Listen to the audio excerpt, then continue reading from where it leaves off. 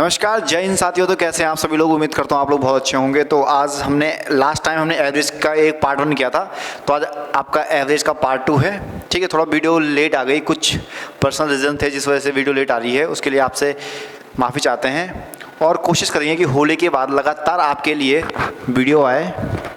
तो आज शुरुआत करते हैं। आपका लेक्चर नंबर 13 हमारे पास है, लेक्चर नंबर 42 से पहले था। तो एवरेज का ऑलमोस्ट 5 सेकंड है, 3 पार्ट में हम लोग एवरेज को ख़त्म करेंगे। आज तो क्वेश्चंस के टाइप चेंज करेंगे, क्वेश्चन की थोड़ा अगर ट्रेंड अगर हल्का सा चेंज हो जाता है तो कैसे क्वेश्चन पूछे जाते हैं।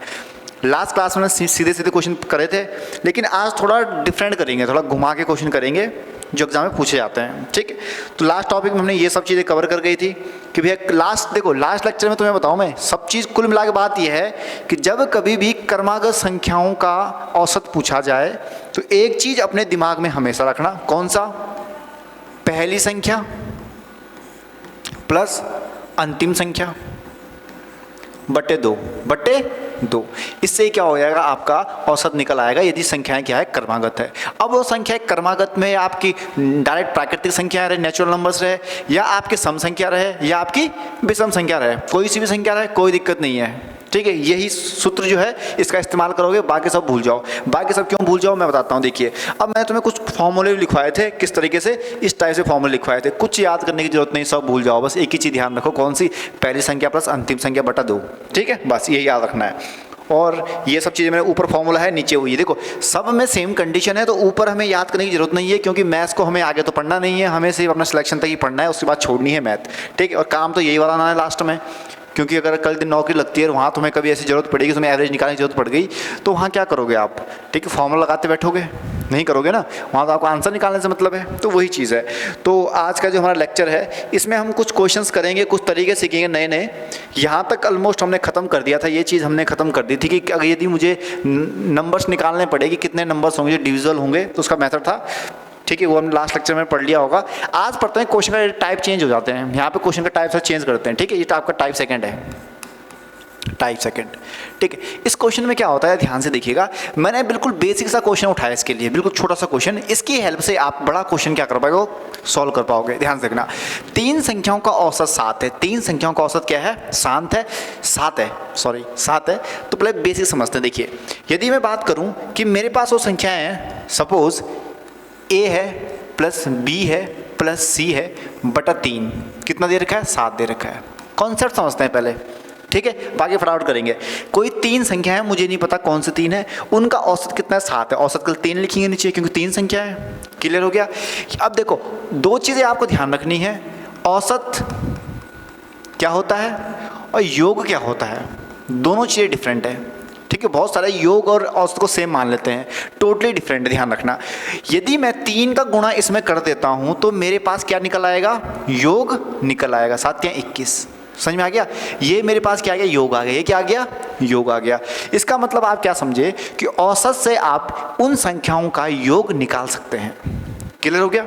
ठीक है, a plus B plus C is equal to 21 है। ये तो कंसेप्ट था। अब ध्यान से देखना, क्वेश्चन कह रहा है कि 3 संख्याओं का औसत 7 है, पहली और दूसरी संख्या 7 और 9 है। ठीक है, तो पहली संख्या देखिए, a कितनी दे रखी है? 7 दे रखी है। दूसरी संख्या कितनी दे रखी है? 9 दे रखी है। तीसरी मेरे को नहीं पता, और 21 दे रखा है। कितना दे रखा है? 21 दे रखा है। बस यहीं पे काम हो गया। कितना आ गया? 7 और 9 बाबू आपके पास कितना होता है? 16। ठीक है, 16 plus C is equal to 21। तो सी की वैल्यू आपके पास कितनी आ गई? 4 यहाँ 5, कितनी आ गई? 5 आ गई। तो सी की वैल्यू कितनी आ गई? 5 आपके पास आ गई। मतलब हमने क्या किया? औसत से योग निकाला, योग की मदद से क्या किए? क्वेश्चन सॉल्व किए। एक चीज़ मैं आपको बता दूं, यदि आपको एवरेज अच्छे से पढ़ना है तो योग से औसत और औसत से योग निकालने से ही पूरी ट्रिक काम करेगी। ये बुक है मेरे पास, 2-3-4 बुक्स पढ़ी है मैथमेटिक्स की। एक बुक ये पढ़ी है, ठीक है, एक RX अग्रवाल पढ़ी है, उधर पढ़ी है नीचे। ठीक है, 4-5 बुक्स मेरे पास है पढ़ी हुई मैथमेटिक्स की, कंपटीशन की। मैंने सारी बुकें एनालिसिस करी, हर बुक में ट्रिक्स दे रखी है। इसी बुक में 10 टाइप के क्वेश्चन के लिए 10 ट्रिक्स दे रखी है। ठीक है, जिसका मुझे कहीं पर भी कोई मतलब नज़र नहीं आता है, सीधी जो बात है। ठीक है, सच्चाई है। मैं किसी बुक को प्रमोट नहीं कर रहा हूँ, ना ही किसी की बेइज्जती कर रहा हूँ। बस ये कहूँगा आपको, ट्रिक्स कितनी याद रख लोगे दिमाग में, नहीं होती है याद। एलजेब्रा है, एपी है, जीपी है, ट्रिग्नोमेट्री है, क्या क्या नहीं है मैथमेटिक्स में यार। कितना याद करोगे? नहीं याद कर पाओगे ना। मेथड याद रखो, फॉर्मूला याद रखो, बस उससे कंसेप्ट लगाना है, ट्रिक खुद बनती है। अरे बाबू जब कैलकुलेशन जब स्पीड पकड़ेगी ना, जब कैलकुलेशन स्पीड पकड़ेगी तो भैया ट्रिक से भी तेज चलेगा तुम्हारा काम, और दिमाग तो अति। ठीक है, ट्रिक से आदमी है कि भाई रट रहा के गधे को शेर बना दिया, वो वाला सिस्टम है और कुछ नहीं है। ठीक है, ये तुम्हारे पर्सनल रिव्यू बता रहा हूँ, मैं खुद ट्रिक्स का इस्तेमाल नहीं करता हूँ, क्योंकि जब मेरा एनडीए का फर्स्ट अटैम्प्ट था मैं कोचिंग पढ़ के गया था, सच्चाई बताता हूँ, कोचिंग पढ़ के गया था और मुझे ट्रिक बताई थी टीचरों ने, यूट्यूब से ही पढ़ी, सब जगह ट्रिक जब मैंने इस्तेमाल करी। मैंने अटैम्प्ट किए आपके 95 क्वेश्चन 120 में से, जिनमें से 45 सही थे मात्र। क्यों? क्योंकि मैं ट्रिक के भरोसे था, हर क्वेश्चन में ट्रिक लगाई और ट्रिक हर क्वेश्चन में सही तो होती नहीं है, और मेरे 45 क्वेश्चन ठीक गए, बाकी सब गलत गए, तो सिलेक्शन तो होना ही नहीं था। लेकिन ये चीज़ मुझे समझ में आ गई जब मैंने ये चीज़ अपनी नोटबुक में देखा, ये ट्रिक्स को मैच किया, सॉल्व करने की कोशिश करी, तो उनमें से आधे से ज़्यादा ट्रिक तो फेल हो गई। ठीक है, उसके बाद मैंने गहन अध्ययन किया गणित का, चीज़ों को समझने की कोशिश करी और वहीं से मेरी मैथमेटिक्स स्ट्रांग बननी शुरू हो गई और आज हम गणित के अध्यापक हैं। बस इतनी सी बात है। ठीक है, और सेकंड अटेम्प्ट में एनडीए बिल्कुल ऐसे क्वालिफाई कर लिया था। ठीक है, तो ध्यान रखना, तो ये चीज़ है। तो ये आपका क्या आता है, औसत होता है। अब इसी प्रकार से एक प्रश्न मैं आपसे और पूछता हूँ, फिर आपको ज़्यादा अच्छे समझ में आएगा। जरूर क्वेश्चन को देखते हैं, ध्यान से देखना। देखो अगला प्रश्न आपके लिए है। अगला प्रश्न क्या कह रहा है, ध्यान से देखो। ये कह रहा है एक कक्षा में 5 विद्यार्थी हैं। कितने विद्यार्थी हैं? 5। उनकी औसत वर्ष की जो आयु है 14 वर्ष है। कितनी है? 14 वर्ष है।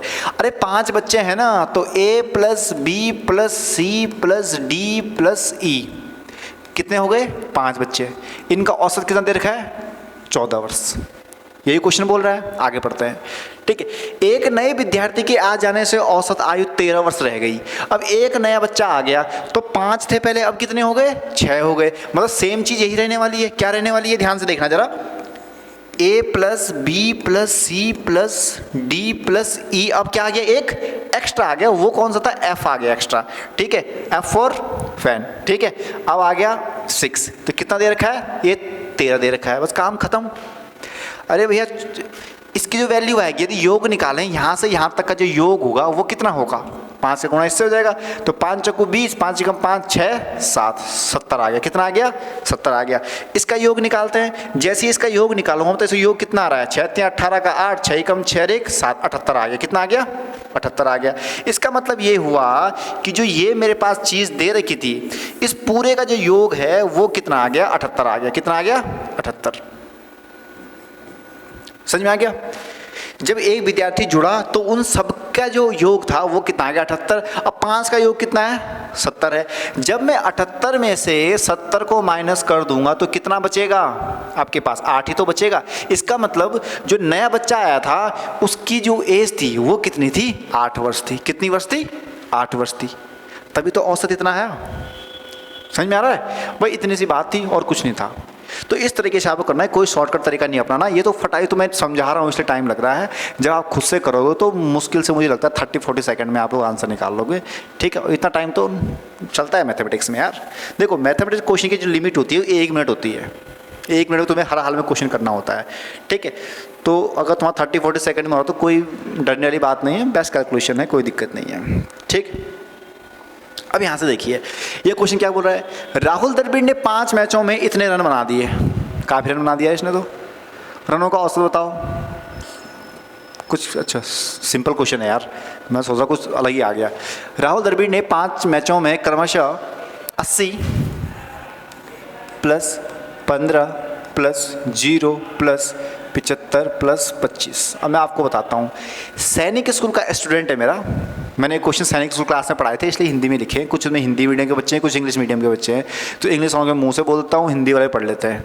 ठीक है, तो एक चीज़ है मैं आपको बताऊँ, क्योंकि सैनिक स्कूल बच्चों में क्वेश्चन दिया, उसने निकाला, औसत निकाला, सही निकाला, लेकिन उसने गलती क्या करी? उसने काउंटिंग कितने की? 1 2 3 4 5 हैं। कितने हैं? 5 हैं। तो नीचे कितना आ जाएगा? 5 आ जाएगा। उसने यहाँ पे क्या गलती करी? उसने 4 लिखा। क्यों लिखा 4? उसने 0 वजह से 0 तो कुछ होता ही नहीं है तो उसे हटा दिया। नहीं, अरे उसने खेला ही नहीं बेचारे ने उस दिन, तो 0 पे आउट हो गया। ठीक है, तो 0 नहीं तो इंक्लूड होगा। पारी तो खेली ना, भले रन 0 है, पारी तो खेली तो इंक्लूड होगा। ठीक है, तो कितने आ गए यहाँ पे? 5 मैच आपके पास आ गए। 5 मैच आ गए तो इनका औसत कितना होगा भैया? तो आप निकाल ही लोगे। ठीक है। तो ये औसत आप होमवर्क में आपके लिए निकाल लीजिएगा, बहुत सीधा सा सादा सा क्वेश्चन है, सॉल्व कर लीजिएगा। बस मेरा समझाने का तरीका ये था कि कहीं जीरो दिख जाए तो वो भी इंक्लूड होता है, ठीक है, काउंटिंग में इंक्लूड होगा, ठीक है। बाकी चाहो तो आप इसको सॉल्व कर सकते हो। 75 + 25 हो गया भैया 100, ठीक है। 100 + 15 एक देखो सीरीज करते हैं, 100 यहाँ पे आ गया 15 और यहाँ पे आ गया आपके पास 80, तो 5 8 1 9 1 सॉरी 195 195। अब 195 आपके पास आ गया, नीचे आ गया 5 5 तियाँ कितना होता है जी 15 होता है, ठीक है। 5 45 39 क्या आ गया इसका औसत आ गया, यानी कि लगभग उसने हर मैच में 39 रन तो बनाए ही बनाए हैं। क्लियर हो गया। तो ऐसे करना है क्वेश्चन को, उम्मीद करता हूँ समझ में आ गया होगा, ठीक है। आगे चलते हैं। देखिए ये इरेज इसलिए कर रहा हूँ मैं क्योंकि अगली क्लास में पढ़ानी होती है मेरे को, तो कौन बार बार लिखता फिर, इसलिए इसको देखते हैं ध्यान से। देखो अगला प्रश्न क्या कह रहा है, 3 संख्याओं का औसत 20 है, 3 संख्याओं का औसत 20 है। अब सेम चीज़ आ गई, a + b + c का औसत कितना है 20 दे रखा है।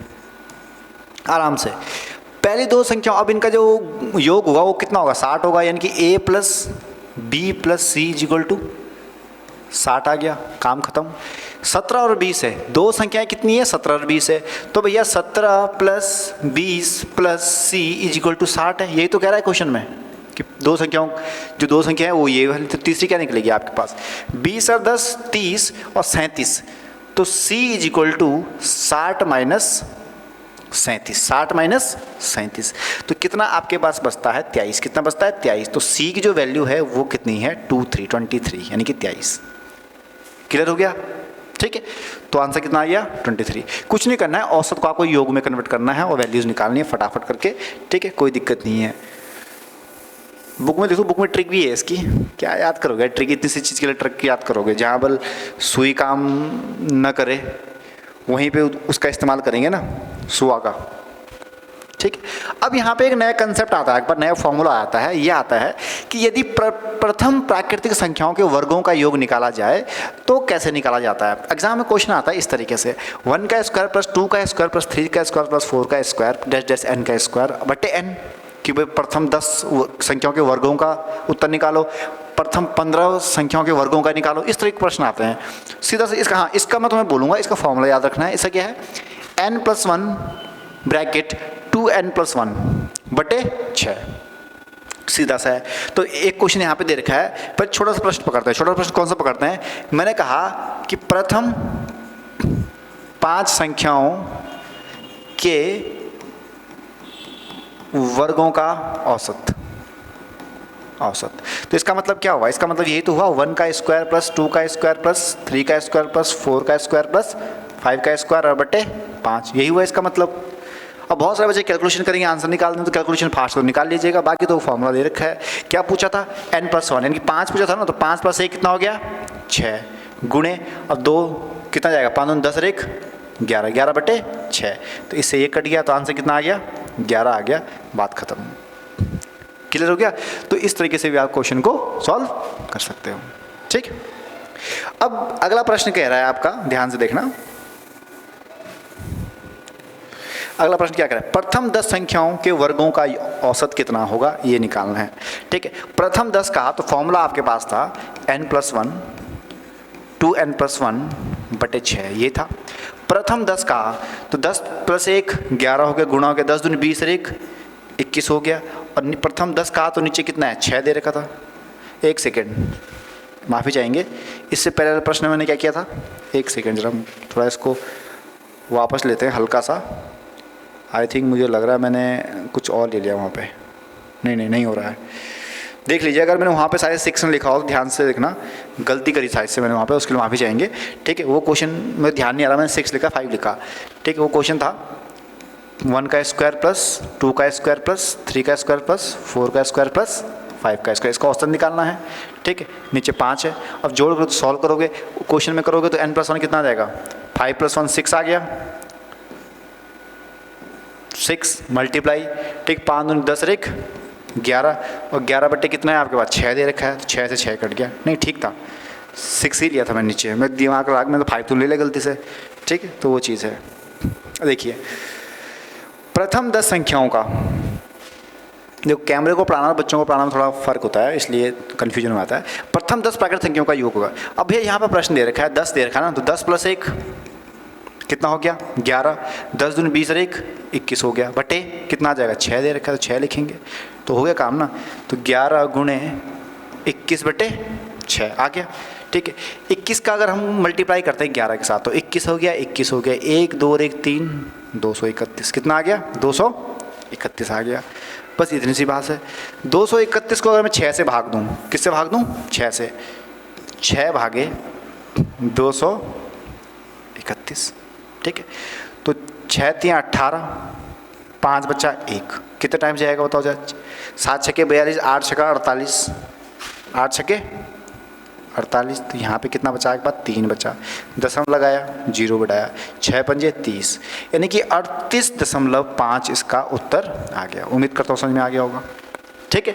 तो ऐसे प्रश्न पूछे जा सकते हैं यदि प्रथम संख्याओं के वर्गों का औसत पूछे। अब इसी में पूछ लेता है कि प्रथम उनके घनों का औसत कितना होगा, प्रथम n संख्याओं के घनों का औसत कितना होगा। सर उसके लिए क्या करेंगे, सर उसके लिए बता दीजिए। बिल्कुल बताएंगे आपको, ध्यान से देखना। देखिए आज इतना ड्रामे क्यों कर रहा है इरेजर,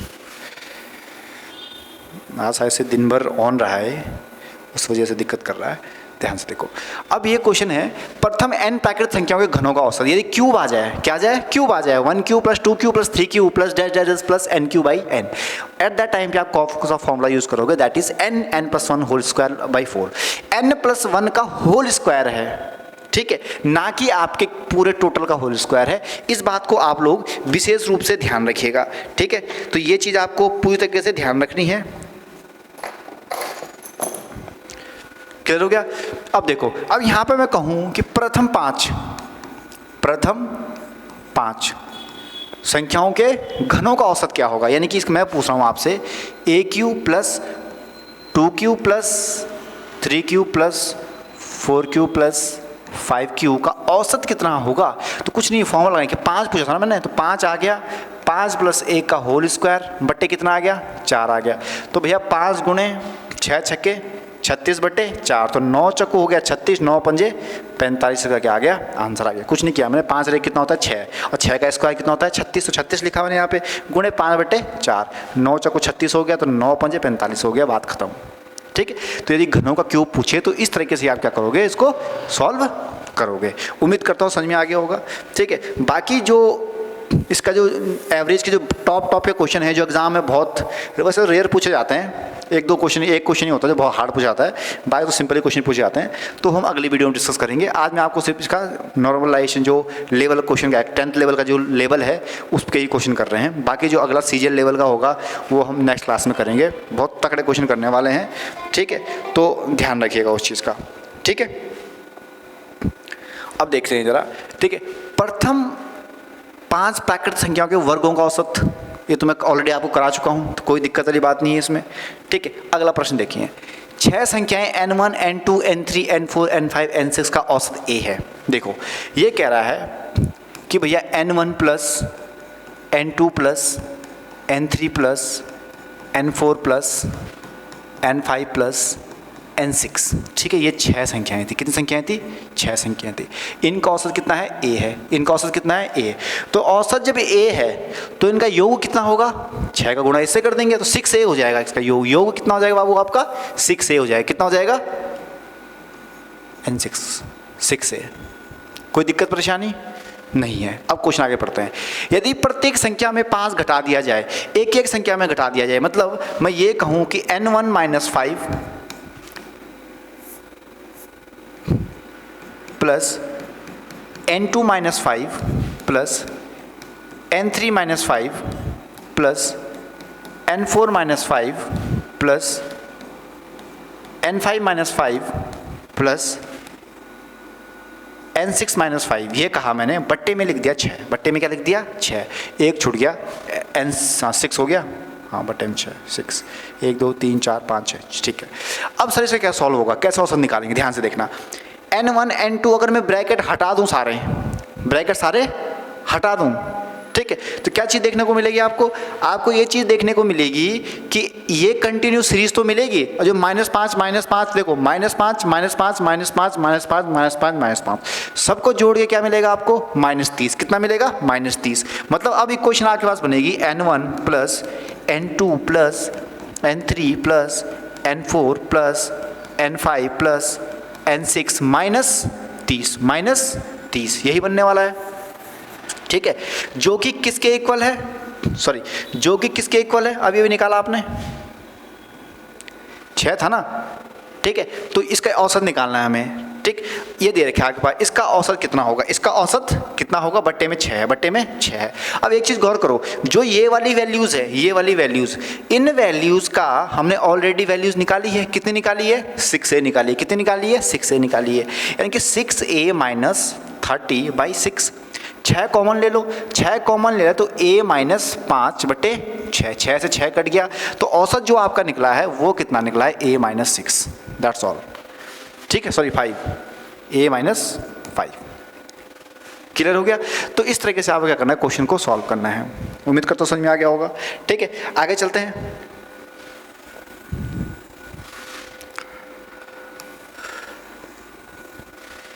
ठीक है, अब चलते हैं आगे। देखिए अगला प्रश्न क्या कह रहा है? अगला प्रश्न 10 12 16 20 p और 26 का औसत 17 है। ये कह रहा है भैया कि 10 plus 12 plus 16 plus 20 plus p plus 26 कितना है भैया? बताओ। 1 2 3 4 5 6 लिखा, कितना कह रहा है? 17 कह रहा है। p की वैल्यू निकालनी है, तो जब इसका मल्टीप्लाई जब हम इसमें करेंगे ना, तो यहाँ पे कितना है? 10 12 22 16 84, कितना आ गया? 84 आ गया, plus p is equal to 6 का मल्टीप्लाई इतने 17 छक्के होता है 102। ठीक है, तो p की जो वैल्यू है वो कितनी आ रही है? तो यहाँ पे कितनी आ जाएगी आपके पास? ठीक है, 84, तो 102 माइनस 84, तो p की जो वैल्यू है आपके पास वो कितनी पड़ रही है? 18। कितनी बच रही है आपके पास? 18। ठीक है, तो इस तरीके से क्या कहता है? प्रश्न को सॉल्व किया जाता है। तो आज मैंने आपके थोड़े से ऐसे प्रश्न लाए हैं जो हर एग्जाम में पूछे जा रहे हैं। मैं आपको बता दूं, एवरेज से 3 क्वेश्चन आपके एग्जाम में आते हैं हमेशा। ठीक है, 2 सिंपल आते हैं, 1 हार्ड आता है। तो जो पहली वाली वीडियो थी उसमें मैंने सिंपल क्वेश्चन करवाए थे, इसमें इस तरह के क्वेश्चन पूछे जाते हैं। अगली जो वीडियो आएगी उसमें आया कि इसके स्थान पर गलती से हमने ये लिख दिया, इसके स्थान पर गलती से हम स्थान क्वेश्चन कहते हैं उनको, या सीरीज वाले क्वेश्चन कहते हैं कि प्रथम 5 का योग इतना है, अंतिम 5 का योग इतना है, तो बीच वाली नंबर संख्या बताओ वो कौन सी होगी। इस तरह के जो कंबाइंड प्रश्न है वो हम अगली वीडियो में लेके आएंगे, वो आएगी होली के बाद। ठीक है, 26 तारीख को शाम को आपको औसत का तीसरा पार्ट मिलेगा, बहुत मज़ेदार धमाकेदार मिलेगा और बहुत लंबी वीडियो मिलेगी। ठीक है, तो मिलते हैं अगली क्लास में, तब तक के लिए नमस्कार, happy Holi, thank you so much.